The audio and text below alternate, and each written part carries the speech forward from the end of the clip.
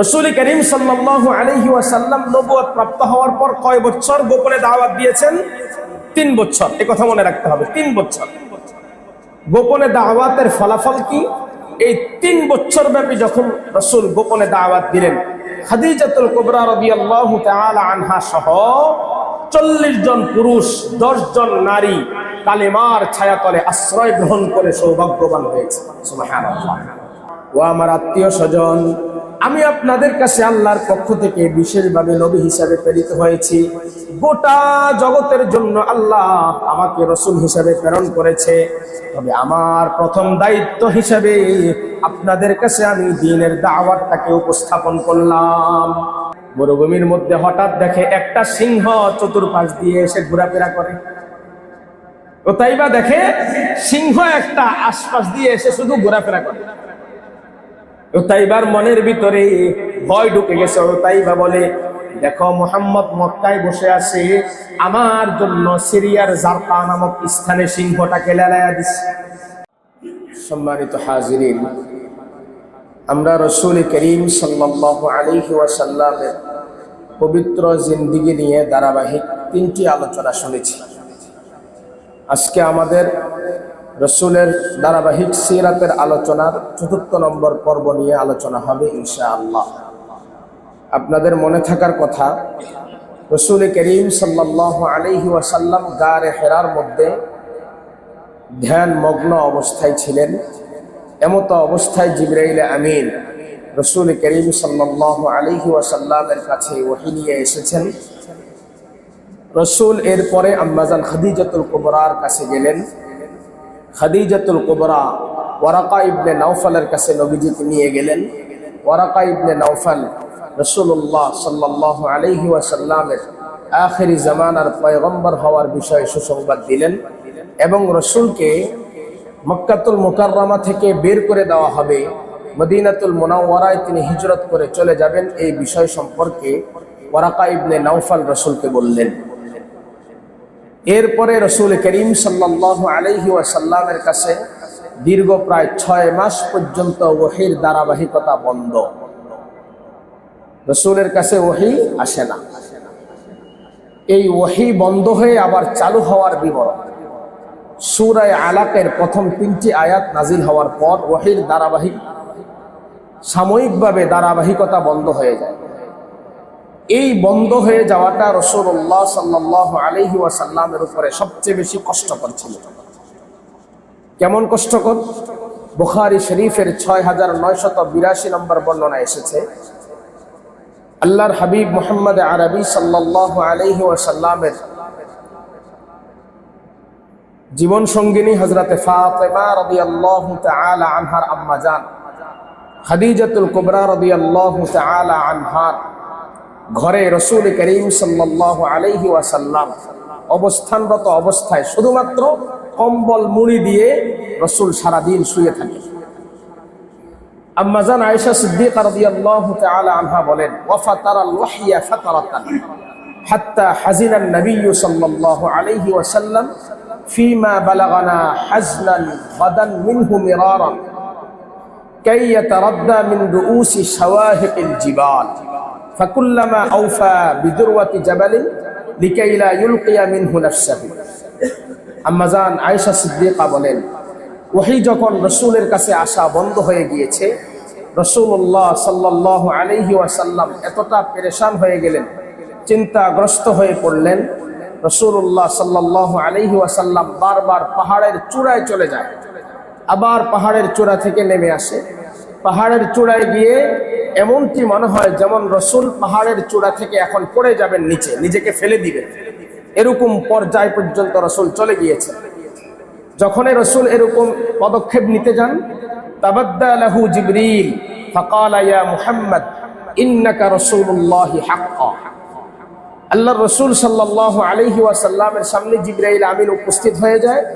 উপস্থিত হয়ে বলে, ইয়া রাসূলুল্লাহ, আপনি আল্লাহর পক্ষ থেকে প্রেরিত সত্য নবী। সুবহানাল্লাহ। ফায়াসকুনু লিযালিকা জাসুহু ওয়া তাকিররু নাফসুহু ফায়ারজিউ। জিবরাইল আমিন সামনে যখনই দাঁড়িয়ে যায়, রাসূল সেখান থেকে আবার ফিরে আসেন। ফাইদা ক্বালাত আলাইহি ফাতরাতুল ওয়াহয়ি গাদান মিসলি যালিক, আবার যখন এরকম ওহী বন্ধ হওয়ার কারণে দ্বিতীয়বার আবার পাহাড়ের চূড়ায় উঠে যান রাসূল করিম সাল্লাল্লাহু আলাইহি ওয়াসাল্লামের সামনে, ততবার জিবরাইল এসে হাজির হয়ে এই কথা বলতে থাকে। রাসূল করিম সাল্লাল্লাহু আলাইহি ওয়াসাল্লাম জিবরাইল আমিনের পক্ষ থেকে বাধাপ্রাপ্ত হয়। দ্বিতীয়বার ওহী নাজিল হওয়ার ঘটনা রাসূল স্বয়ং নিজে বর্ণনা করলেন। বুখারী শরীফের 4 নম্বর হাদিসের মধ্যে এসেছে, আন্না জাবির ইবনে আব্দুল্লাহ আল আনসারী قال وهو يحدث عن فترة الوحي فقال في حديثه بين أنا أمشي إذا سمعت صوتا من السماء فرفعت بصري فإذا الملك الذي جاءني بحراء جالس على كرسي بين السماء والأرض فرغبت منه فرجعت فقلت زملوني فأنزل الله تعالى يا أيها المدثر قم فأنذر إلى قوله والرجز فاهجر। জাবির ইবনে আব্দুল্লাহ আনসারী বলেন, ওহীর ধারাবাহিকতা যখন স্থগিত হয়ে গেছে, রাসূল করিম সাল্লাল্লাহু আলাইহি ওয়াসাল্লাম বলেন, একবার আমি হাঁটছিলাম, হাঁটা অবস্থায় হঠাৎ করে আসমান থেকে একটা শব্দ শুনতে পেলাম। আমার দৃষ্টিটা উপরের দিকে উঠালাম, উপরের দিকে দৃষ্টি উঠিয়ে দেখলাম গারে হেরার মধ্যে আমার কাছে যে ফেরেশতা এসেছিলেন, ওই ফেরেশতা আসমান এবং জমিনের সমপরিমাণ বিশাল এক চেয়ারের মধ্যে উপবিষ্ট অবস্থায়। সুবহানাল্লাহ। জিবরাইল আমিনকে দেখলেন চেয়ারের মধ্যে উপবিষ্ট অবস্থায়। আমি শঙ্কিত হলাম। অবিলম্বে আমি ফিরে এসে আবার খাদিজাতুল কুবরাকে বললাম, জাম্মিলুনি, আমাকে কম্বল দিয়ে মুড়িয়ে ফেলো, আমাকে চাদর আবৃত করো। তখন জিবরাইল আমিন আল্লাহর পক্ষ থেকে আমার কাছে ওহী বললেন, ইয়া আইয়ুহাল মুদ্দাসসির কুম ফাআনযির ওয়া রাব্বাকা ফাকাব্বির ওয়া সিয়াবাকা ফাতাহহির ওয়ার রুজজা ফাহজুর ওয়া লা তামনুন তাস্তাকসির ওয়া লিরাব্বিকা ফাসবির ফাইদা নুকিরা ফিন নাকুর। জিবরাইল আমাকে আল্লাহর পক্ষ থেকে ওহী কথা স্মরণ করিয়ে দিলেন। রাসূল করিম সাল্লাল্লাহু আলাইহি ওয়াসাল্লামের কাছে ওহী আসতো। এই ওহী আসার নিয়ম এবং পদ্ধতিটা কি ছিল, আসার পদ্ধতি কি? ইমাম মুহাম্মদ ইবনে ইসহাক বলেন, আন-নুবুওয়াহ আসকালুন ওয়া মু'নাতুন লা ইয়াহমিলুহা ওয়া লা ইস্তাযিউ বিহা ইল্লা আহলাল কুওয়া ওয়াল আযম মিনার রাসূল বিআউনিল্লাহি ওয়া তাওফীকিহি। আপনারা সকলেই এই কথা মনে রাখার কথা।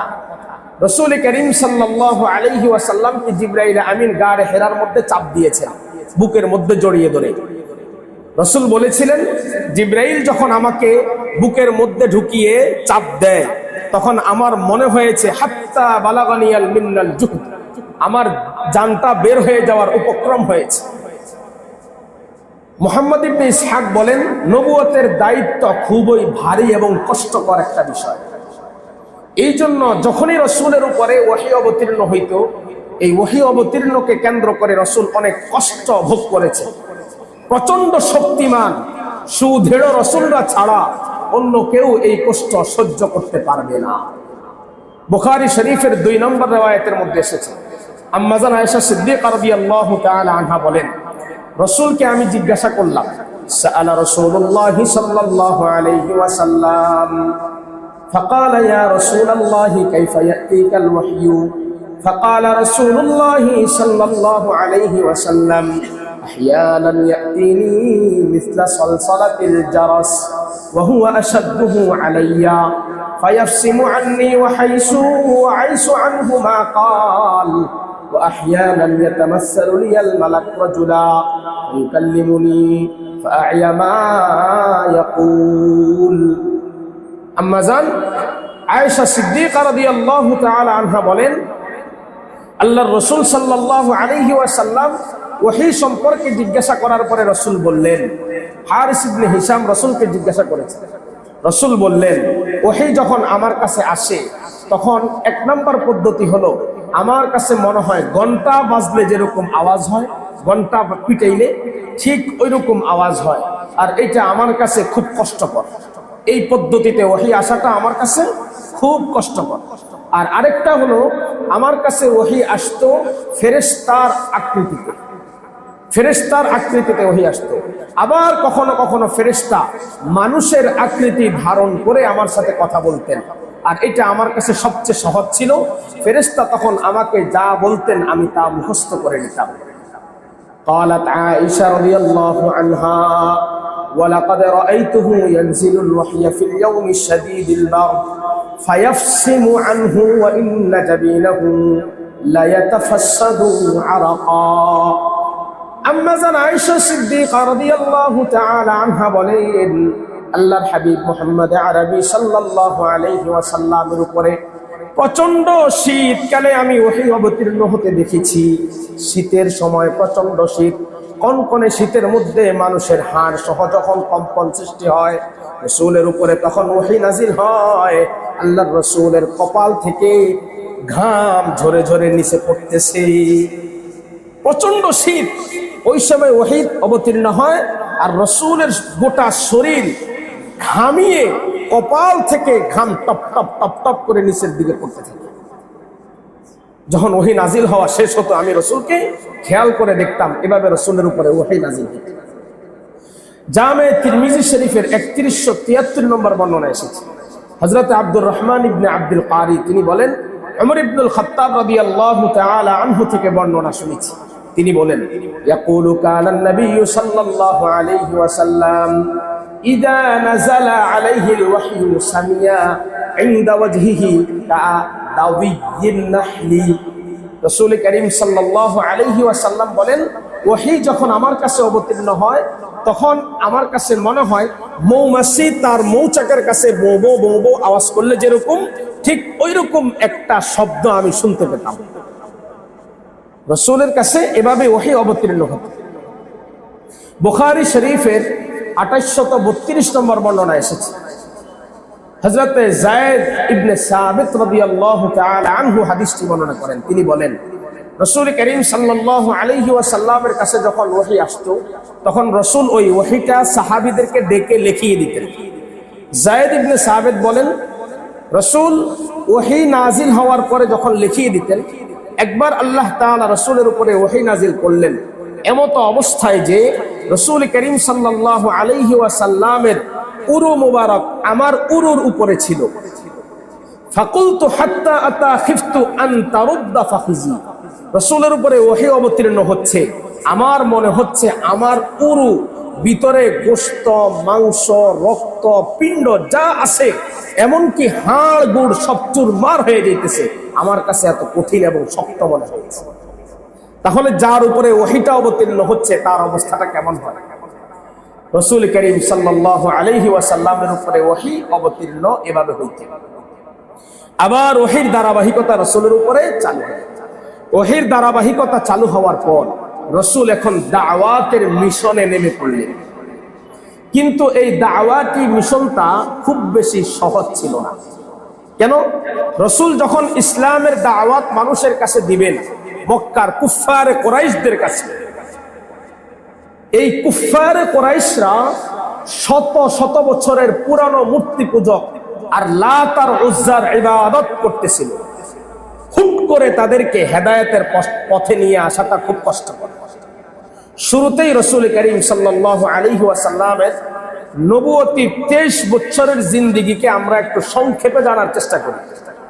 আল্লামা শফিউর রহমান মুবারকপুরী রাহিমাহুল্লাহু তাআলা ওনার জগৎ বিখ্যাত সিরাতের কিতাব আর রাহিকুল মাখতুমের 64 নম্বর পৃষ্ঠার মধ্যে লিখেছেন, নবুয়ত প্রাপ্ত হওয়ার পর রাসূল করিম সাল্লাল্লাহু আলাইহি ওয়াসাল্লাম পৃথিবীতে 23 বছর বেঁচে ছিলেন।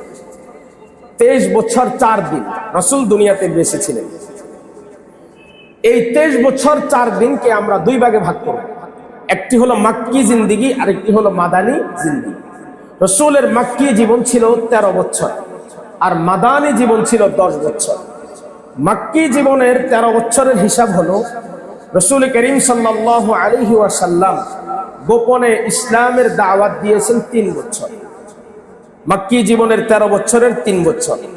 প্রকাশ্যে দাওয়াতের কার্যক্রম করেছেন নবুয়তের ৪র্থতম বছর থেকে নিয়ে নবুয়তের ১০ম বছর পর্যন্ত। নবুয়তের ৪র্থতম বছর থেকে ১০ম বছর পর্যন্ত এই সময়টা রাসূল করিম সাল্লাল্লাহু আলাইহি ওয়াসাল্লাম শুধুমাত্র উনার দাওয়াতি কার্যক্রমকে মক্কার মধ্যে সীমাবদ্ধ রেখেছেন, এর বাহিরে নিয়ে যান নাই। শুধুমাত্র মক্কায় রাসূল করিম সাল্লাল্লাহু আলাইহি ওয়াসাল্লাম নবুয়তের ১০ম বছরের পর থেকে নিয়ে ১৩তম বছর ৩ বছর মাত্র রাসূল করিম সাল্লাল্লাহু আলাইহি ওয়াসাল্লাম হিজরত করার আগ পর্যন্ত, নবুয়তের ১০ম বছর থেকে হিজরতের আগ পর্যন্ত এই সময়টা মক্কার বাহিরে মানুষদেরকে দ্বীনের দাওয়াত দিয়েছে। তাহলে দাওয়াতের প্রথম ধাপ হলো গোপনে দাওয়াত। ওহীর ধারাবাহিকতা পুনরায় রাসূলের উপরে চালু হওয়ার পর রাসূল করিম সাল্লাল্লাহু আলাইহি ওয়াসাল্লাম আল্লাহ পাকের পক্ষ থেকে ওহীর ধারাবাহিকতা চালু হওয়ার পর দ্বীনের দাওয়াত দেওয়ার জন্য আদিষ্ট হলেন। সূরা মুদ্দাসসিরের ১ থেকে ৭ নম্বর আয়াত আল্লাহ পাক নাযিল করলেন, ইয়া আইয়ুহাল মুদ্দাসসির, হে বস্ত্রাবৃত কম্বল মুড়ি দেওয়া নবী, কুম ফাআনজির, আপনি উঠুন, সতর্ক করুন, ওয়া রাব্বাকা ফাকাব্বির, আপনার রবের শ্রেষ্ঠত্বের ঘোষণা করুন, ওয়া সিয়াবাকা ফাতাহহির, আপনার পোশাক আশাককে আপনি পরিষ্কার পরিচ্ছন্ন করুন, ওয়ার রুজজা ফাহজুর, যাবতীয় অপবিত্রতা থেকে আপনি দূরে থাকুন, ওয়ালা তামনুন তাস্তাকসির, কাউ কাছ থেকে কোনো কিছু পাওয়ার আশায় অনুগ্রহ করবেন না, ওয়ালি রাব্বিকা ফাসবির, আপনার রবের সন্তুষ্টির জন্য ধৈর্য ধারণ করুন।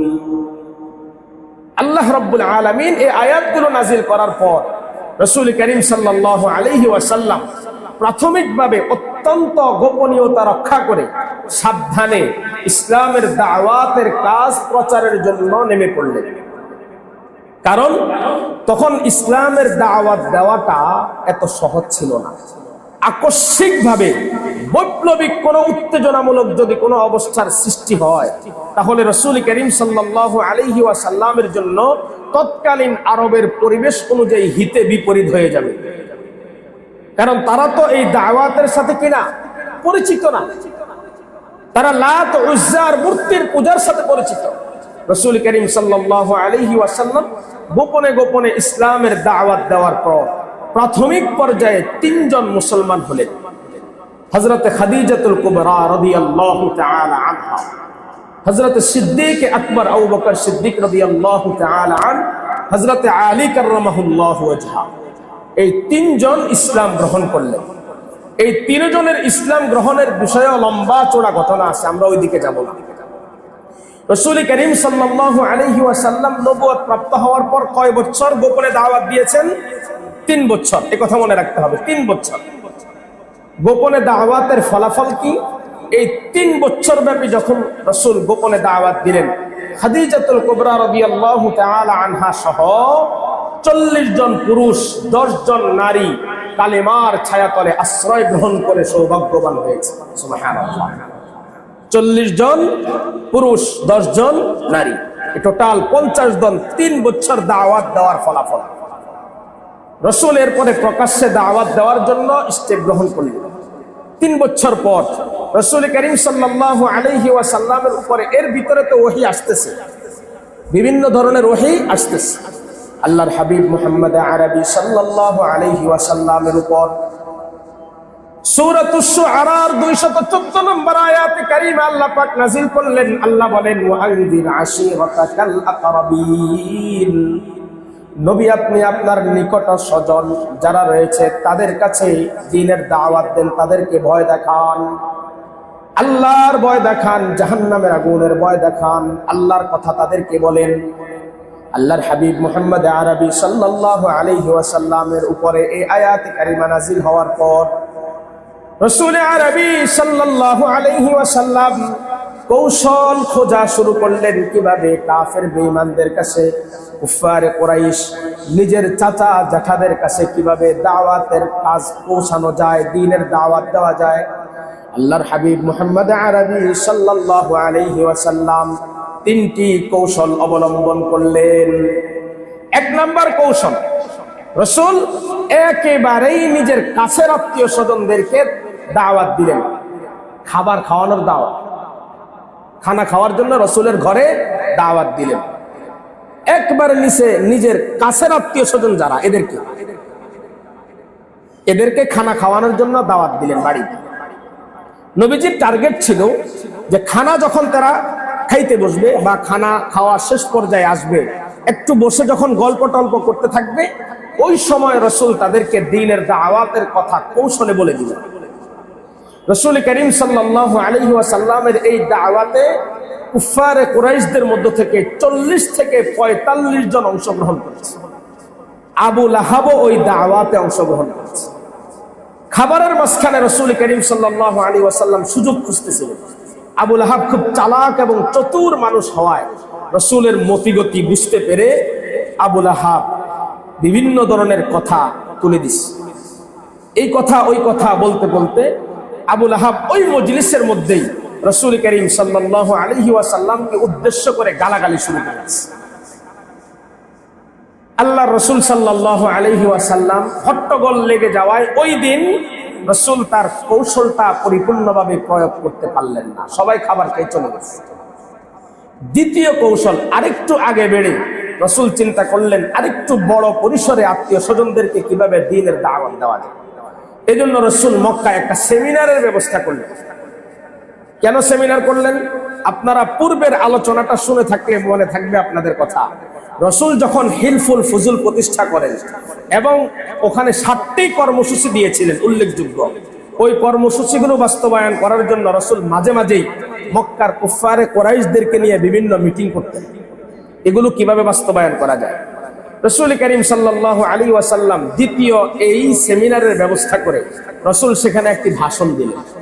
আল্লাহর হাবিব মুহাম্মদ আরবি সাল্লাল্লাহু আলাইহি ওয়াসাল্লাম বলেন, ইন্নী রাসূলুল্লাহি ইলাইকুম খাসসাতান ওয়া ইলান নাসি আম্মা। ও আমার আত্মীয় স্বজন, আমি আপনাদের কাছে আল্লাহর পক্ষ থেকে বিশেষভাবে নবী হিসাবে প্রেরিত হয়েছি। গোটা জগতের জন্য আল্লাহ আমাকে রাসূল হিসাবে প্রেরণ করেছে, তবে আমার প্রথম দায়িত্ব হিসাবে আপনাদের কাছে আমি দ্বীনের দাওয়াতটাকে উপস্থাপন করলাম। আমি আল্লাহর রাসূল হিসাবে দুনিয়াতে প্রেরিত হয়েছি। এ কথা রাসূল খুব দ্ব্যর্থহীন কণ্ঠে বললেন। এ কথা বলে রাসূল, তারা যখন নিশ্চুপ হয়ে রাসূলের কথা শুনতেছেন, তখন রাসূল আরো কিছু কথা বললেন। ওয়াল্লাহি লা তামুতুন্না কামা তানামুন। রাত্রি বেলায় আমরা যেমনি ভাবে ঘুমাই, একদিন আমরা প্রত্যেকেই ওইরকম ভাবে মারা যাব। ওয়ালা তুবআসুন্না কামা তাস্তাইকিজুন। আবার যেমনি ভাবে ঘুম থেকে জাগ্রত হই, ওইভাবে মৃত্যুর পরে কিয়ামতের কঠিন ময়দানে আল্লাহ আবার আমাদেরকে জাগ্রত করবেন। ওয়ালা তুহাসাবুন্না বিমা তা'মালুন। আমরা দুনিয়াতে যা কিছু করি সমস্ত কিছুর হিসাব আল্লাহ তাআলার কাছে দিতে হবে। আল্লাহর হাবিব বলেন, ইন্নাল জান্নাতা আবাদান ওয়ান নারু আবাদা। জাহান্নাম এবং জান্নাত দুটাই চিরস্থায়ী। এই কথাগুলো বলে তাদের হৃদয়টাকে বিগলিত করার চেষ্টা করলেন। এই কথাগুলো শোনার পর আবু জেহেল দাঁড়িয়ে কিছু কথা বলার ইচ্ছা করল। রাসূল করিম সাল্লাল্লাহু আলাইহি ওয়াসাল্লামের চাচা আবু তালেব রাসূলের কথাগুলোর সত্যতা অনুধাবন করতে পেরে বললেন, ইমজি লিমা উমিরতা লা আযুলু আহুতু। ভাতিজা, তোমাকে আল্লাহ যে আদেশ করেছেন ওই আদেশ অনুযায়ী তুমি নির্বিঘ্নে কাজ করতে থাকো, আমি আবু তালেব সর্বাত্মকভাবে তোমাকে সহযোগিতা করব। এই কথা যখন আবু তালেব বলল, আবু লাহাব বসে গেছে। আবু লাহাব ওই দিন রাসূলকে আর কিছু বলতে পারলেন না। তাহলে রাসূল এই মিশনে মোটামুটি সফল। 3 নম্বর কৌশল রাসূল অবলম্বন করলেন। বুখারী শরীফের 4770 নম্বর বর্ণনা এসেছে। আব্দুল্লাহ ইবনে আব্বাস রাদিয়াল্লাহু তাআলা আনহু বলেন, আন ইবনে আব্বাস রাদিয়াল্লাহু আনহু আন্নাহু قال لما نزلت وأنذر عشيرتك الأقربين صعد النبي صلى الله عليه وسلم على الصفا। আল্লাহর হাবিব মুহাম্মদ আরবি সাল্লাল্লাহু আলাইহি ওয়াসাল্লামের উপরে যখন আল্লাহ রাব্বুল আলামিন ওয়া আনজির আশীরাতাকাল আকরাবিন আয়াত কারিমা নাযিল করলেন। রাসূল করিম সাল্লাল্লাহু আলাইহি ওয়াসাল্লাম সাফা পাহাড়ের উপরে গিয়ে উঠলেন। ফাজআলা ইউনাদি ইয়া বানি ফিহর ইয়া বানি আদি লিবুতুনি কুরাইশ। রাসূল করিম সাল্লাল্লাহু আলাইহি ওয়াসাল্লাম পাহাড়ের মধ্যে দাঁড়িয়ে দাঁড়িয়ে বললেন, হে বনু ফিহর, বনু আদি, কুরাইশদের প্রত্যেকটা গোত্রের নাম ধরে ধরে ডাকলেন। হাত্তা ইজতামাউ, সবাই গিয়ে সেখানে জমা হলো। ফাজআলা আর-রাজুলু ইযা লাম ইস্তাতি' আন ইয়াখরুজা আরসালা রাসূলা। যে ব্যক্তি নিজে যাইতে পারে নাই সে তার প্রতিনিধি পাঠায়া দিছে। লিয়ানজুরা মা হুয়া, মুহাম্মদ কি বলতে চায় যাতে সবাই শুনতে পারে। ফাজা আবু লাহাব ওয়া কুরাইশ, আবু লাহাব এবং কুরাইশরাও ওই মজলিসে সাফা পাহাড়ের পাদদেশে উপস্থিত হলো। রাসূল করিম সাল্লাল্লাহু আলাইহি ওয়াসাল্লাম তাদেরকে বললেন, আরাআইতাকুম লাউ আখবারতুকুম আন্না খাইলাম বিল ওয়াদি তুরিদু আন তাগায়্যারা আলাইকুম আকুনতুম মুসাদ্দিকিয়া। ও আমার জাতি, ও কুরাইশরা, ও মক্কার অধিবাসীরা, তোমরা শোনো, আমি যদি তোমাদেরকে এখন সংবাদ দেই, এই যে সাফা পাহাড়, এই পাহাড়ের পিছনে বিশাল এক সৈন্য দল রয়েছে যারা কিছুক্ষণের মধ্যেই তোমাদের উপরে আক্রমণ করবে, আমার এই কথা তোমরা বিশ্বাস করো কিনা? ক্বালু নাআম, সবাই বলে হ্যাঁ, আমরা তোমার এই কথা বিশ্বাস করি। মা জাররাবনা আলাইকা ইল্লা সিদকা, তুমি জিন্দেগিতে কোনোদিন মিথ্যা কথা বলো নাই। ক্বালা ফাইন্নী নাযীরুল লাকুম বাইনা ইয়াদাই আযাবুন শাদীদ। আল্লাহর রাসূল বললেন, আমি তোমাদেরকে তোমাদের সামনে কঠিন জাহান্নামের আযাবের ব্যাপারে ভয় দেখাচ্ছি। ফাকালা আবু লাহাব তাব্বাল্লাকা সাইরাল ইয়াউম আলিহাদা জামাতানা। আবু লাহাব বলে উঠল, মুহাম্মদ তোমার গোটা দিন ধ্বংস হয়ে যাক, তুমি এই জন্যই কি আজকে আমাদেরকে এখানে জমা করলা? আল্লাহ রাব্বুল আলামিন সাথে সাথে কোরআনুল কারীমের আয়াত নাযিল করে দিলেন, তাব্বাত ইয়াদা আবি লাহাবিন ওয়া তাব মা আগনা আনহু মালুহু ওয়া মা কাসাব। নবীর আদর্শ হলো, নবী কোনোদিন কারো কাছ থেকে প্রতিশোধ গ্রহণ করেন না, কিন্তু নবীকে মুহাব্বতকারীরা প্রতিশোধ গ্রহণ করা থেকে বসে থাকে না।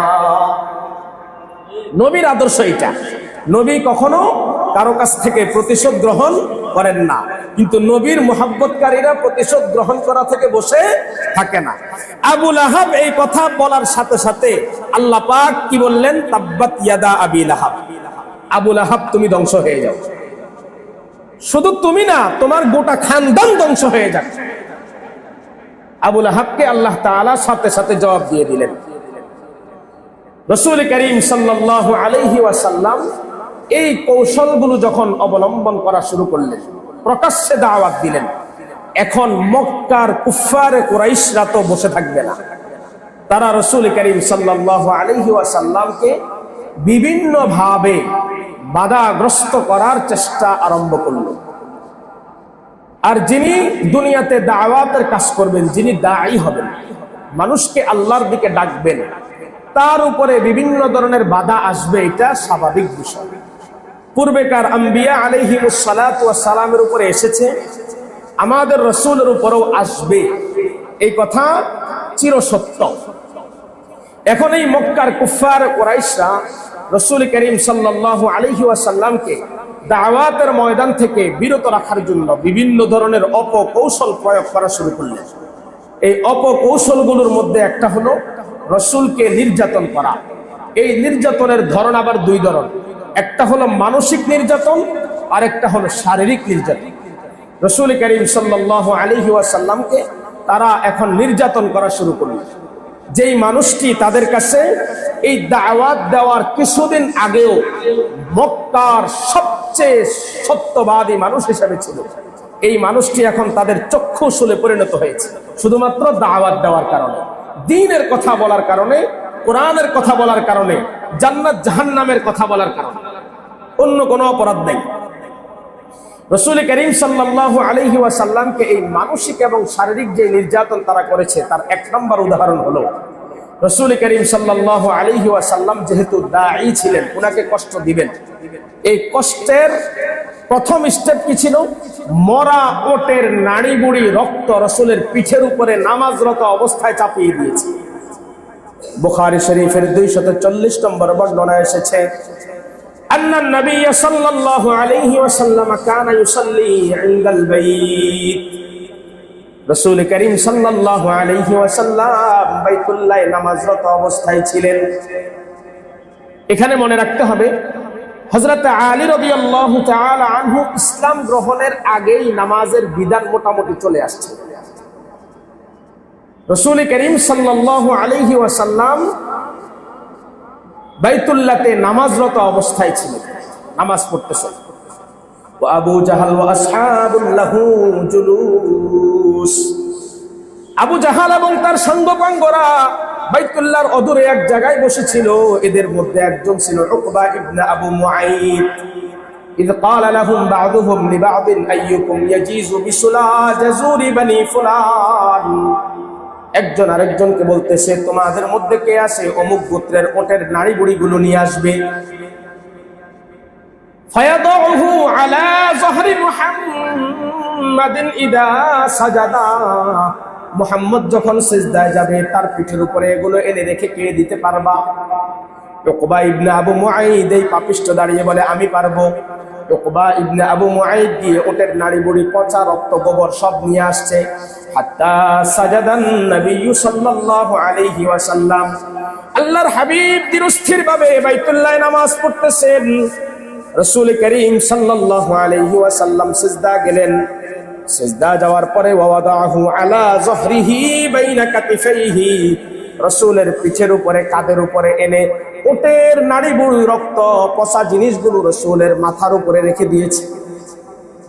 আল্লাহর হাবিব মুহাম্মদ আরবি সাল্লাল্লাহু আলাইহি ওয়াসাল্লাম ওটের নাড়ি বুড়ির ভারের কারণে মাথা মোবারক উপরের দিকে আর উঠাইতে পারছেন না। ফাজআলু ইয়াদহাকুনা ওয়া ইউহিলু বা'দুহুম আলা বা'দ, রাসূলের এই নির্মম অবস্থা দেখে কুফারে কুরাইশ, আবু জেহেলের সাঙ্গপাঙ্গরা হাসে। হাসতে হাসতে একজনের শরীরের উপরে একজন ঢলে পড়ে। অন্য এক বর্ণনা এসেছে রাসূলুল্লাহ সাল্লাল্লাহু আলাইহি ওয়াসাল্লাম সাজিদুন লা ইয়ারফাউ রাসাহু, রাসূল সিজদারত অবস্থায় আছেন, মাথা মোবারক উঠাইতে পারছেন না। মুসলমান ভাইয়েরা চিন্তা করে দেখেন, আমার আপনার রাসূল সরওয়ারে কায়নাত মুহাম্মদুর রাসূলুল্লাহ, আখিরি জামানার নবী, যার জিন্দেগীর আগে পরের সমস্ত গুনাহগুলো আল্লাহ মাফ করে দিয়েছেন। আল্লাহর হাবিব সিজদা দিয়ে মাথা মোবারক সিজদা থেকে উঠাতে পারছেন না, কি পরিমাণ কষ্ট। অথচ আজকে আমরা নামাজকে বিভিন্ন অজুহাতে ছেড়ে দিই, সামান্য অজুহাতে নামাজ ছেড়ে দিই, নামাজ পড়ি না। অথচ রাসূল নামাজ প্রতিষ্ঠা করার জন্য, ইকামতে সালাতের জন্য রাসূল কত কষ্ট করেছেন। ফাতেমা রাদিয়াল্লাহু তাআলা আনহার কাছে সংবাদ পৌঁছে গেছে। ফাতেমা রাদিয়াল্লাহু তাআলা আনহা দৌড়াইয়া আসে বাবার কাছে। ছোট্ট ফাতেমা ফাতারাহাত আলা যহরিহি, রাসূলের পিঠের উপর থেকে যতটুকু সম্ভব হাত দিয়ে ওটের নাড়ি বুড়ি, রক্ত, ময়লা আবর্জনাগুলো পরিষ্কার করা শুরু করলেন। উটের নাড়ি বুড়ি, ময়লা আবর্জনা পরিষ্কার করার পরে রাসূল কিছুটা মাথা মোবারক উপরের দিকে উঠাইলেন। উঠাইয়ে রাসূল বললেন আল্লাহুম্মা আলাইকা বিকুরাইশ সালাত মাররাত, তিনবার রাসূল এদের জন্য বদদুয়া করলেন। এদের জন্য তিনবার রাসূল বদদুয়া করছেন। ফাশাক্কা আলাইহিম ইদা দাআ আলাইহিম, রাসূল তাদের জন্য যখন বদদুয়া করে, বদদুয়ার আওয়াজ আবু জেহেলের কানে গেছে। আবু জেহেল সাঙ্গপাঙ্গ ভয় পাইছে। নবীজি সেদিন নাম ধরে ধরে কয়েকজনের ব্যাপারে বদদুয়া করছেন। হে আল্লাহ, আপনি আবু জেহেলকে ধ্বংস করে দিন, উতবা ইবনে রবিআকে আপনি ধ্বংস করে দিন, সাইবা ইবনে রবিআকে আপনি ধ্বংস করে দিন, ওয়ালিদ ইবনে উতবাকে আপনি ধ্বংস করে দেন, উমাইয়া ইবনে খালফকে আপনি ধ্বংস করে দেন, উকবা ইবনে আবু মুআইদকে আপনি ধ্বংস করে দিন। আব্দুল্লাহ ইবনে মাসউদ বলেন, আল্লাহর কসম করে বলছি, রাসূল সেদিন যাদের নাম মুখে নিয়ে নিয়ে বদদুয়া করেছিলেন, প্রত্যেকের চেহারাগুলো বদরের দিন বদরের কূপের মধ্যে আমি পড়ে থাকতে দেখেছি।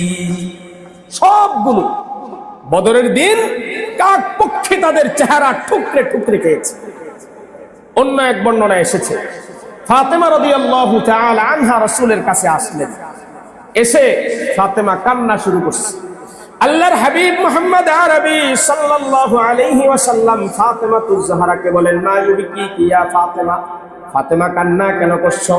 ছোট্ট ফাতেমা বাবাকে জবাব দেয়, কদ সাহিবা লাহলু, আব্বা আপনার চেহারাটা লাল হয়ে গেছে, আখলাকাত সিয়াবাক, ওরা আপনার কাপড়টা টানাটানি করে ছিঁড়ে ফেলেছে, গায়ের জামাটা আপনার ছিঁড়ে গেছে। ফাতেমার কথাগুলো শুনে রাসূল বললেন, ইয়া ফাতেমা লা তাবকি, ফাতেমা আমার কান্না করবা না, ইন্নাল্লাহা বাআসা আবাকি বিআমরিন, ফাতেমা তোমার বাবাকে আল্লাহ রাব্বুল আলামিন এমন এক মিশন দিয়ে দুনিয়াতে পাঠিয়েছেন, লা ইয়াবকা আলা যহরিল আরদি বাইতা হাজারিন ওয়ালা শাজারিন ওয়ালা ওয়াবারিন ওয়ালা মাদার, দুনিয়াতে এমন কোন বৃক্ষ তৃণলতার গাছ হবে না, এমন কোন বৃক্ষ তৃণলতা ইট পাথরের ঘর হবে না, দুনিয়ার এমন কোন আনাচে কানাচ বাকি থাকবে না যেখানে আমি মুহাম্মদুর রাসূলুল্লাহর দ্বীনের দাওয়াত পৌঁছাবে না। সব জায়গায় আমি মুহাম্মদুর রাসূলের দ্বীনের দাওয়াত পৌঁছাবো, কেউ ঠেকায় রাখতে পারবে না। পারছে? দুনিয়ার আনাচে কানাচে যেখানে একজন মানুষ বসবাস করে সেখানে মুহাম্মদুর রাসূলুল্লাহর দ্বীনের আওয়াজ, কালিমার শব্দ প্রতিধ্বনিত হচ্ছে, হবে ইনশাআল্লাহ। এটা রাসূল করিম সাল্লাল্লাহু আলাইহি ওয়াসাল্লাম তখন বলেছেন। রাসূল করিম সাল্লাল্লাহু আলাইহি ওয়াসাল্লামের উপরে মানসিক এবং শারীরিক নির্যাতনের চিত্র 2 বুখারী শরীফের 4815 নম্বর বর্ণনা এসেছে। রাসূল আরেকদিন কাবা চত্বরে আসলেন, বাইতুল্লাহর চত্বরে রাসূল আসলেন। এই পাপিষ্ঠরাও কাবা চত্বরে বসে আছে, তাদের মধ্যে উকবা ইবনে আবু মুআইত ছিল, ওই যে রাসূলের পিঠের উপরে ওটের নাড়ি বুড়ি চাপিয়ে দিয়েছে, উকবা ইবনে আবু মুআইত ছিল। নবীর সাহাবী উরওয়া ইবনে জুবায়ের বলেন, আমি আব্দুল্লাহ ইবনে আমর ইবনুল আস রাদিয়াল্লাহু তাআলা আনহুর কাছে একদিন জানতে চাইলাম, আজকের যেই দিন, এই দিনটা তো আমরা আমাদের কাছে খুব সহজে মনে হয় পেয়ে গিয়েছি, আমার রাসূল এই দিন প্রতিষ্ঠা করার জন্য কি কি কষ্ট করেছেন একটু যদি বলতেন। আব্দুল্লাহ ইবনে আমর ইবনুল আস আমাকে বললেন, তাহলে তোমাকে রাসূলের উপরে নির্যাতনের কিছু চিত্র তুলে ধরি, তুমি শোনো। আব্দুল্লাহ ইবনে আমর ইবনে আস বলেন, বাইনা রাসূলুল্লাহ সাল্লাল্লাহু আলাইহি ওয়াসাল্লাম ইউসাল্লি বিফিনাইল কাবা, আল্লাহর রাসূল সাল্লাল্লাহু আলাইহি ওয়াসাল্লাম কাবা চত্বরে নামাজ আদায় করার জন্য আসলেন। ইদ আকবালা উকবা ইবনে আবি মুআইত, উকবা ইবনে আবি মুআইত আসলো। আসার পর নবীজিকে উদ্দেশ্য করে বলে, মুহাম্মদ তোমার কি কোনো কাজ কাম নাই, তোমার বাপ দাদার ধর্মের বিরোধিতা করে বেড়াও। এই কথাগুলো বলতেছে, বলতে বলতে আল্লাহর রাসূল সাল্লাল্লাহু আলাইহি ওয়াসাল্লামের শরীরের মধ্যে আঘাত করে বসছে। فأخذ بمنكب رسول الله صلى الله عليه وسلم ولوى ثوبه في عنقه فخنقه به خنقا شديدا। জাহান্নামের এই কীট উকবা ইবনে আবু মুআইত আমার নবীর ঘাড় ধরলো, কাপড় ধরলো, নবীজির গলার মধ্যে কাপড়টাকে পেঁচিয়ে জোরে টান দিল। নবীজির গলার মধ্যে একটা কাপড় পেঁচিয়ে দুই দিক থেকে টান দিস। টান দেওয়ার সাথে সাথে রাসূলের নিঃশ্বাস বন্ধ হয়ে আল্লাহর রাসূলের চেহারা মোবারক লাল হয়ে গেছে প্রচন্ড টানের কারণে। সিদ্দিক আকবর আবু বকর সিদ্দিক রাদিয়াল্লাহু তাআলা আনহু দূর থেকে দেখে দৌড়াইয়া আসলেন। ফাআকবালা আবু বকর ফাআখাযা বিমানকাবিহি ওয়া দাফা'a আন রাসূলিল্লাহি সাল্লাল্লাহু আলাইহি ওয়াসাল্লাম। তার গান ধরে উকবা ইবনে আবু মুআইত গান ধরে রাসূলের কাছ থেকে তাকে সরাইয়া দিলেন আর বললেন, وقال أتقتلون رجلا, তোমরা কি একটি মানুষকে হত্যা করতে চাও শুধুমাত্র এই অপরাধের কারণে? আইয়াকুলা রাব্বি আল্লাহ, তিনি বলেছেন আমার রব আল্লাহ। ওয়াকাদ জাআকুম বিল বায়িনাতি মির রাব্বিকুম, আমি তো মুহাম্মদকে নিজের মুখনিসৃত কোনো কথা বলতে দেখি নাই, নিজের বানানো কোনো কথা বলতে দেখি নাই। মুহাম্মদ যা বলেছে সব কিছুর পিছনে প্রমাণ রয়েছে, তোমরা পারলে প্রমাণের বিরোধিতা করো। প্রমাণ আছে, তার প্রমাণের বিরোধিতা করো, তা না করে শুধুমাত্র আমার রব আল্লাহ এই কথা বলার কারণে একটা মানুষকে তোমরা হত্যা করতে চাও, তোমাদের কাছে কথা বলতেও তো লজ্জা হয়। এই কথা বলে রাসূলকে উকবা ইবনে আবু মুআইতের হাত থেকে সরাইয়া দিলেন। 3 নম্বর নির্যাতন বুখারী শরীফের ব্যাখ্যাকার আল্লামা ইবনুল হাজার আসকালানী রাহিমাহুল্লাহু তাআলা উনার একটি কিতাব আছে আল ইসাবা ফি তাময়িজ মারিফাতিস সাহাবা। ওই কিতাবের 3 নম্বর খণ্ডের 465 নম্বর পৃষ্ঠায় তিনি একটি ঘটনা এনেছেন। তিনি বলেন, রাসূল যখন দ্বীনের দাওয়াত দেওয়া শুরু করলেন আর বললেন, কুলু লা ইলাহা ইল্লাল্লাহ তুফলিহুন, তোমরা লা ইলাহা ইল্লাল্লাহ বলো, দুনিয়াতে আখিরাতে কামিয়াব হয়ে যাইবা। এই দাওয়াত দেওয়ার পরে ফামিনহুম মান তাফালা, কেউ কেউ রাসূলের উপরে থুতু নিক্ষেপ করেছে। অমিনহুম মান সাব্বা, কেউ কেউ আমার রাসূলকে গালি দিয়েছে। অমিনহুম মান হাসা আলাইহি তুরাব, কেউ কেউ আমার রাসূলের উপরে পাথর আর বালু নিক্ষেপ করেছে। তারপরেও এক চুলের জন্য রাসূলকে দ্বীনের দাওয়াত থেকে সরায় রাখতে পারে নাই। মুখতাসার সিয়ারির রাসূল নামক কিতাবের 135 নম্বর পৃষ্ঠার মধ্যে একটি ঘটনা এনেছে। আবু লাহাবের ছেলে উতাইবা, আবু লাহাবের ছেলে উতাইবা একদিন রাসূলুল্লাহ সাল্লাল্লাহু আলাইহি ওয়াসাল্লামের কাছে আসছে, এসে বলে, মুহাম্মদ শোনো, আকফুরু বিন নাজমি ইদা হাওয়া ওয়া বিল্লাযী দানা ফাতাদাল্লা। কুরআনুল কারীমে আল্লাহ তাআলা 27 নম্বর পারায় একটা সূরা নাযিল করছেন, সূরাতুন নাজম। ওয়ান নাজমি ইদা হাওয়া মা দাল্লা সাহিবুকুম ওয়া মা গাওয়া ওয়া মা ইয়ানতিকু আনিল হাওয়া ইন হুয়া ইল্লা ওয়াহয়ুন ইউহা আল্লামাহু শাদীদুল কুওয়া যু মিররাতিন ফাসতাওয়া। এই সূরা নাযিল হওয়ার পর উতাইবা রাসূল করিম সাল্লাল্লাহু আলাইহি ওয়াসাল্লামের কাছে এসে বলে, আকফুরু বিন নাজমি ইদা হাওয়া, আমি তোমার উপরে নাজিল হওয়া সূরাতুন নাজমের 1 এবং 8 নম্বর আয়াতকে অস্বীকার করতেছি। ওয়ান নাজমি ইদা হাওয়ার অর্থ হলো নক্ষত্রের কসম যখন তা অস্ত যায়। আবু লাহাবের ছেলে উতাইবা বলে, আমি এটা বিশ্বাস করি না, আমি এটা বিশ্বাস করি না। এরপরে সুম্মা দানা ফাতাদাল্লা ফাকানা কাবা কাউসাইনি আও আদনা ফাআওহা ইলা আবদিহি মা কাযাবাল ফুআদু মা রাআ। আবু লাহাবের ছেলে উতাইবা এসে বলে, সুম্মা দানা ফাতাদাল্লা, জিবরাইল নিকটবর্তী হয়ে গেছে, আরো বেশি নিকটবর্তী হয়ে গেছে। এই আয়াতটাকে আমি বিশ্বাস করি না। তোমার কাছে কোনো ফেরেশতা আছে, এটা আমি বিশ্বাস করি না। এই কথা উতাইবা বলছে, এই দুইটা আয়াতকে আমি বিশ্বাস করি না। এই কথাগুলো রাসূলের সাথে সে বলতেছে। বলার মধ্যেই সুম্মা তাসাল্লাতা আলাইহি বিল আদা ওয়া শাক্কা কামিসাহু ওয়া তাফালা ফি ওয়াজহিহি। এই নরধম আল্লাহর রাসূল সাল্লাল্লাহু আলাইহি ওয়াসাল্লামের উপরে নির্যাতন শুরু করে দিয়েছে। নবীর গায়ের জামাটা ছিঁড়ে ফেলেছে, আল্লাহর রাসূলের চেহারা মুবারকের মধ্যে থুতু মেরেছে। ইল্লা আন্নাল বুযাকা লাম ইয়াকা আলাইহি, আল্লাহ রাব্বুল আলামিন কুদরতি সাহায্য দ্বারা রাসূলের চেহারা মুবারক হেফাজত করলেন। রাসূলের চেহারার মধ্যে ওই পাপিষ্ঠ থুতু গিয়ে রাসূলের চেহারায় পড়ে নাই। আল্লাহর রাসূল বদদুয়া করলেন, ফাদআ আলাইহি আল্লাহুম্মা সাল্লিত আলাইহি কালবাম মিন কিলাবি, আল্লাহ আপনি উতাইবার জন্য আপনার কুকুর জাতীয় প্রাণীগুলোর মধ্য থেকে একটাকে লেলায়া দিবেন। বদদুয়া করছে, আল্লাহ পাক এই বদদুয়া কবুল করে ফেলছে। আর উতাইবাও এটা বিশ্বাস করত, মুহাম্মদ যেই কথা বলে এটা তার রব শুনে, সেও বিশ্বাস করত যে আমার খবর আছে। উতাইবা এটা বিশ্বাস করছে। উতাইবা একদিন কুরাইশদের একটা ব্যবসায়ী দল নিয়ে সিরিয়ার উদ্দেশ্যে সফরে বের হয়েছে। ফানাজালু ফি মাকানিন মিনাশ শাম ক্বালু লাহু যারকা, সিরিয়ার পথে জারকা নামক এক জায়গার মধ্যে রাত্রি যাপন করেছে, ঘুমানোর জন্য বিশ্রাম নেওয়ার প্রস্তুতি নিতেছে। ফাতাফা বিহিমুল আসাদ তিলকাল লাইলা, মরুভূমির মধ্যে হঠাৎ দেখে একটা সিংহ চতুর্পাশ দিয়ে এসে ঘোরাফেরা করে। উতাইবা দেখে সিংহ একটা আশপাশ দিয়ে এসে শুধু ঘোরাফেরা করে। উতাইবার মনের ভিতরে ভয় ঢুকে গেছে। উতাইবা বলে, দেখো মুহাম্মদ মক্কায় বসে আছে, আমার জন্য সিরিয়ার জারকা নামক স্থানে সিংহটাকে লেলায়া দিছে।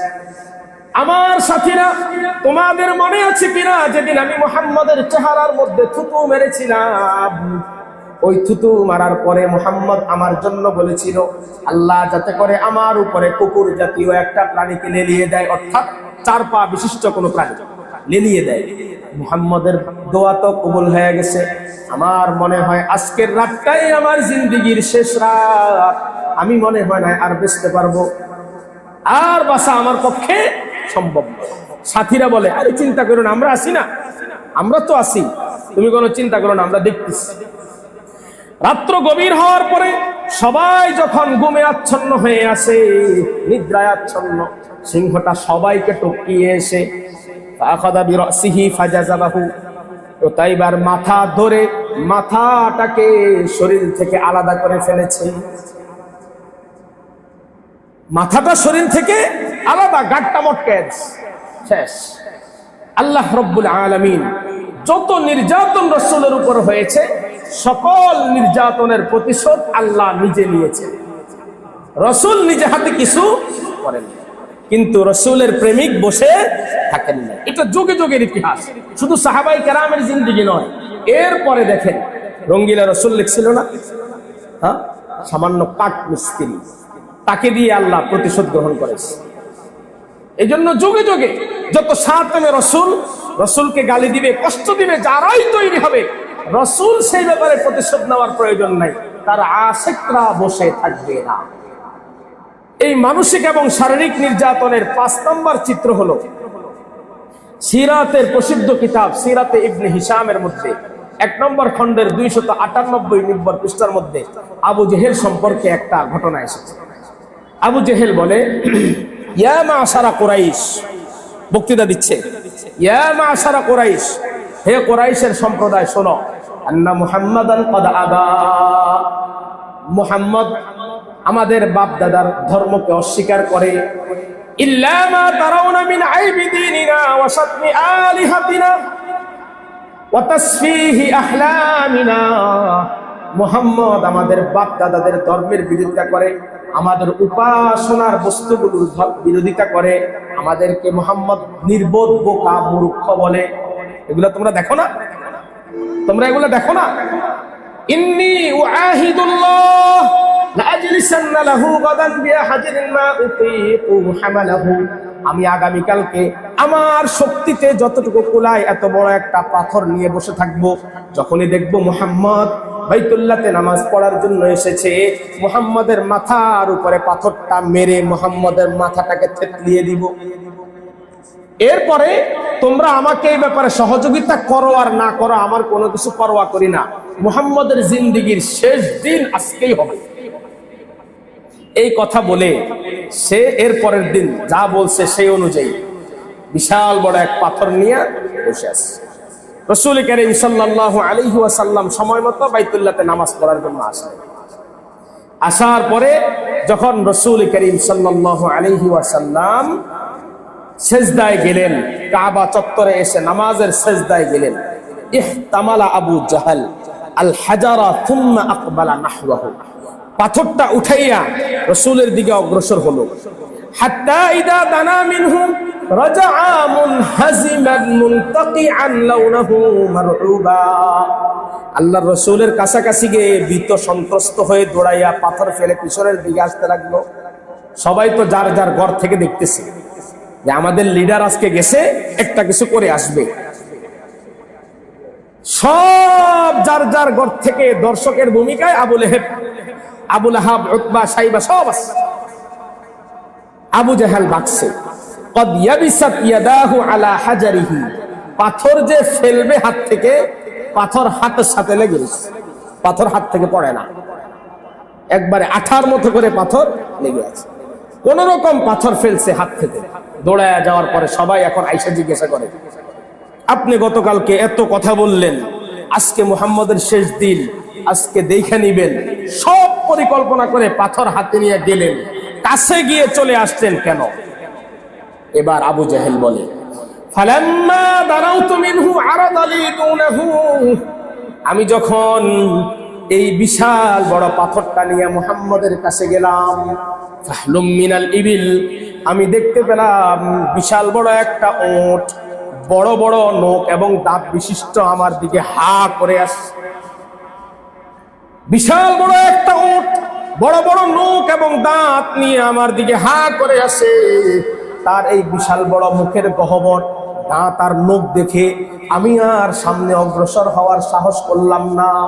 আমার মনে হয়েছে এক কদম যদি সামনে বাড়তাম, মুহূর্তের মধ্যে আমি তার পেটের ভিতরে চলে যাইতাম। রাসূল করিম সাল্লাল্লাহু আলাইহি ওয়াসাল্লাম বলেন, যালিকা জিবরিল লাউ দানা লা আখাযাহু। এটা ছিল আল্লাহর ফেরেশতা জিবরাইল। যদি আবু জেহেল সামান্য একটু আর আমার দিকে অগ্রসর হতো, জিবরাইল সাথে সাথে তার খবর করে ছেড়ে দিত। রাসূল করিম সাল্লাল্লাহু আলাইহি ওয়াসাল্লামকে এভাবে দ্বীনের কারণে, শুধুমাত্র দ্বীন আর ইসলামের কথা বলছে, এই অপরাধে তারা যত ধরনের নির্যাতন আছে সব করছে। আবু জেহেলের আরেকটা ঘটনা, আবু জেহেল রাসূল করিম সাল্লাল্লাহু আলাইহি ওয়াসাল্লামের ব্যাপারে এসে মক্কার কাফেরদেরকে বলে, এই কুরাইশের ভাইয়েরা শোনো, মুহাম্মদ কি এখন ওই যে আগে তো ভাগছে, এখন আইসা বলে মুহাম্মদ কি এখনো তার কপালটা মাটির মধ্যে ঠেকাইয়া ঘষাঘষি করে? দেখেন কথা কি তার, মুহাম্মদ কি এখনো তার কপালটা মাটির মধ্যে লাগিয়ে ঘষাঘষি করে? আশপাশের লোকজন বলে ফাকিলা নাম, হ্যাঁ হ্যাঁ লিডার, মুহাম্মদ এখনো তার কপাল মাটির মধ্যে লাগিয়ে লাগিয়ে ঘষাঘষি করে। এবার আবু জেহেল বলে, আগের যা হইছে হইছে। ফাকালা ওয়াল্লাতি ওয়াল উজ্জা, লাত উজ্জার কসম করে বলছি, লা ইন রাআইতুহু ইয়াফআলু যালিকা লা আতাআন্না আলা রাকাবাতিহি। আল্লাহর কসম, লাত উজ্জার কসম, যাদের পূজা করি তাদের কসম, আর যদি মুহাম্মদকে এমন দেখি, মুহাম্মদের মাথাটাকে আমি আমার যতটুকু শক্তি আছে তা দিয়ে মুহাম্মদের মাথাটাকে চেপে চেপে মাটির সাথে কপালকে মিশিয়ে দিব। আমার যত শক্তি আছে তা দিয়ে করব। রাসূলুল্লাহ সাল্লাল্লাহু আলাইহি ওয়াসাল্লাম যথারীতি নামাজ পড়ার জন্য বাইতুল্লাহ আসলেন। সে আসছে, সে আইসা হাজির। ফামা ফাজিআহুম মিনহু ইল্লা ওয়া হুয়া ইয়ানকিসু আলা আকিবাইহি ওয়া ইয়াত্তাকি বিয়াদি। রাসূল সিজদা দিবেন, আবু জেহেল যায় রাসূলের ঘাড় এবং মাথা ধরে মাটির সাথে ঘষা দিবে। এই কাজটা করতে যাচ্ছে, এমত অবস্থায় হঠাৎ করে হাতকে এভাবে এভাবে নাড়িয়ে নাড়িয়ে পিছনের দিকে চলে আসছে। দৌড়াইতে দৌড়াইতে ঘরে যায় হাজির। সবাই পিছনে পিছনে গেছে, লিডার আগে একবার ফিরে আসলেন। আজকে আজকে এই পদক্ষেপ নিয়ে আবার ফিরে আসার কারণটা কি? এবার আবু জেহেল বলে, শোনো, ইন্না বাইনি ওয়া বাইনাহু লাখান্দাকাম মিন্না।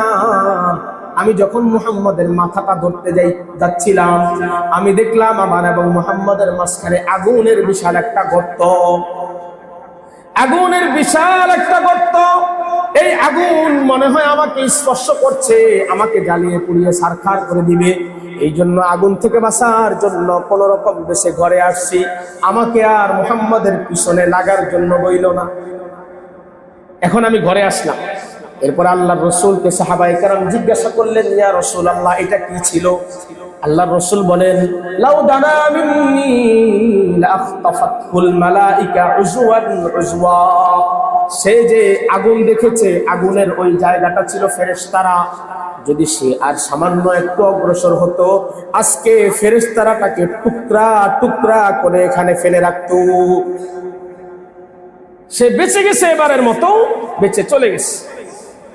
এই আবু জেহেল এই সমস্ত ঘটনা যখন করে, আল্লাহ পাক সূরা আলাকের মধ্যে আয়াত নাযিল করলেন। আল্লাহ বলেন, কাল্লা ইন্নাল ইনসানা লা ইয়াতাগা। আবু জেহেল নিজেকে মনে করে অনেক বড় কিছু হয়ে গেছে, সীমা লঙ্ঘন করেছে। আর হুস্তাগনা, সে মনে করে তাকে ধরার মতো কেউ নাই। আবু জেহেল মনে করে সে অমুখাপেক্ষী, তাকে ধরার মতো কেউ নাই। ইন্না ইলা রাব্বিকার রুজআ। রাসূল, আপনি তাকে জানিয়ে দেন, তোমার রবের কাছে তুমি যত বড় হও না কেন একদিন ফিরে যাইতেই হবে। দুনিয়ার যত ক্ষমতা তোমার কাছে থাকুক, একদিন তোমার চক্ষু দুইটা বন্ধ হয়ে যাবে, তোমাকে সেখানে যাওয়াই লাগবে। আরাআইতাল্লাযী ইয়ানহা আবদান ইযা সাল্লা। সে আমার বান্দাকে বাধা দেয়, নামাজ পড়তে বাধা দেয়, নামাজ পড়তে দেয় না। এই কথাগুলোর জবাবে আল্লাহ রাব্বুল আলামিন আবু জেহেলকে উদ্দেশ্য করে হুমকি দিলেন। আবু জেহেলকে উদ্দেশ্য করে আল্লাহ বলেন, কাল্লা লা ইল্লাম ইয়ান্তা। আজকে তো তোমাকে ভয় দেখিয়ে সরিয়ে দিলাম। লানাসফা'আন বিন-নাসিয়া নাসিয়াতিন কাযিবাতিন খাতিয়া। ভবিষ্যতে যদি আমার রাসূলের সাথে কোনো বেয়াদবি করতে আসো, আবু জেহেলের মাথার সামনের চুলগুলো বড় বড় ছিল, আল্লাহ পাক বলেন নাসিয়াতিন কাযিবাতিন খাতিয়া, সামনের যে বড় বড় মস্তানের মতো চুল রাখছো, এই চুলগুলোকে ধরে খপ করে ধরে টেনে টেনে তোমাকে এনে জাহান্নামের আগুনের মধ্যে আমি ফেলে দিব। আমি সামান্যতম চিন্তা তোমার জন্য করব না। ঠিক তাই হয়েছে। আবু জেহেলকে হত্যা করতে আল্লাহ খুব বেশি বড় কাউকে ব্যবহার করেন নাই, খুব বড় কাউকে ব্যবহার করেন নাই। 8-10 বছরের বাচ্চা, 8-10 বছরের বাচ্চা মুআজ মুআওয়াজ, দুই ভাই আব্দুর রহমানকে যায় বলে, আব্দুর রহমান চাচা, আবু জেহেল কোনটা? আমার রাসূলকে এত এত কষ্ট দিয়েছে, ওইটা কোনটা? বড় শয়তানটা কোনটা? আব্দুর রহমান বললেন, ওই যে ঘোড়ার মধ্যে বসে আছে, মাথাটা উঁচা, ওইটা হলো আবু জেহেল। দুই ভাই আব্দুর রহমান বলেন, আমি এই কথা বলছি আর চোখের নজরের মধ্যে দেখলাম দুই ভাই টপকে গিয়ে আবু জেহেলের মাথা থেকে শরীরটাকে আলাদা করে দিচ্ছে। শেষ। দুই ভাই নাবালেগ। আবু জেহেল যখন মারা যায়, তা আমার বড় আফসোস আর দুঃখ হলো, আমি শেষ পর্যন্ত বাচ্চার হাতে মারা গেলাম। আমাকে বড় কেউ মারতো, তাও তো আমার আফসোস থাকতো না। এই জন্য দ্বীনের ব্যাপারে আল্লাহ যাদের দিলের ভিতরে মোহর মেরে দেয়, তাদেরকে যতভাবেই বোঝানো হবে তারা বুঝবে না। আল্লাহ বিভিন্ন ভাবে বোঝানোর চেষ্টা করেছে, সে বুঝে নাই। এই জন্য ভাইয়েরা আমার, আবু জেহেলকে আল্লাহ যেভাবে দোষছে, তার অন্যায়ের কারণে, অপরাধের কারণে দোষছে, এটা শুধু ওই জামানার সাথে সীমাবদ্ধ নয়। কিয়ামতের পূর্ব পর্যন্ত যারা দ্বীন, ইসলাম, কোরআন, হাদিস, কোরআনের প্রচারক, দ্বীনের প্রচারক, ইসলামের কথা বলে, দ্বীনের কথা বলে, কোরআন সুন্নাহর কথা বলে, ইসলামী শরিয়ার কথা বলে, কোরআন সুন্নাহর আইনের কথা বলে, তাদেরকে যদি কেউ বাধা দেওয়ার চেষ্টা করে, পরিণতি তাদেরও এরকম ভোগ করতে হবে। এটা নিজাম। এই নিজাম কিয়ামতের পূর্ব পর্যন্ত চলবে। কিয়ামতের পূর্ব পর্যন্ত এই নিজাম চলবে। আল্লাহ ছাড় দেন, তবে ছেড়ে দেন না। আল্লাহ তাআলা আমাদেরকে পূর্বের ঘটনাগুলো থেকে ইবরাত হাসিল করার তৌফিক নসিব করুন। ওয়া মা তৌফিকি ইল্লা বিল্লাহ ওয়া মা আলাইনা ইল্লাল বালাগ।